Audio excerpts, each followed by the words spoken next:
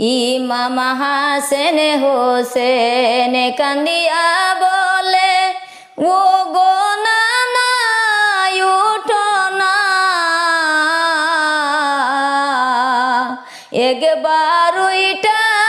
কথা কও না, দিলি কলি যায় মানে না, একবার ওইটা কথা কও না, দিলি কলি যায় মানে না। নানা তুমি কেমন কইরা বুইলা গেলা জানি না,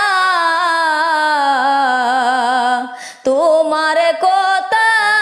মনে পড়লে সইতে আমরা পারি না, তোমার কথা মনে পড়লে সইতে